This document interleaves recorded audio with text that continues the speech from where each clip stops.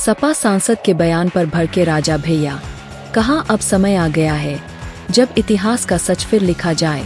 Samajwadi party Sapa के राष्ट्रीय महासचिव और राज्यसभा सांसद रामजी लाल सुमन के बयान पर राजनीति तेज हो गई है।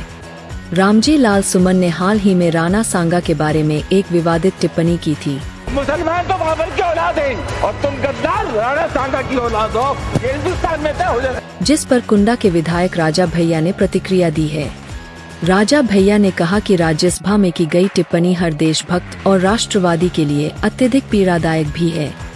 राजा भैया ने सोशल मीडिया पर अपनी प्रतिक्रिया दी और लिखा कि राणा सांगा, जिन्हें हम राणा सांगा के नाम से जानते हैं, ने अपनी जिंदगी में कई महत्वपूर्ण लड़ाइयाँ लड़ी और राष्ट्र व धर्म की रक्षा के लिए कई बार विजय प्राप्त की।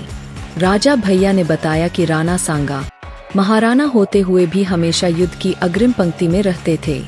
उनके शरीर पर 80 से अधिक घाव थे, एक आंख और एक हाथ भी उन्होंने खो दिए, लेकिन उनके शरीर पर कभी भी पीठ पर कोई घाव नहीं आया।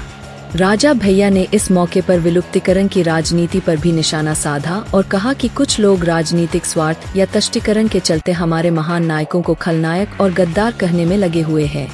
इसीलिए इस पार्टी को समाजवादी गम और नमाजवादी पार्टी के नाम से जाना जाता है। उन्होंने आगे कहा कि यह देश का दुर्भाग्य है कि औरंगजेब जैसे अत्याचारी शासक को महिमा मंडित करने के लिए कुछ लोग अपने ही नायकों का अपमान कर रहे हैं।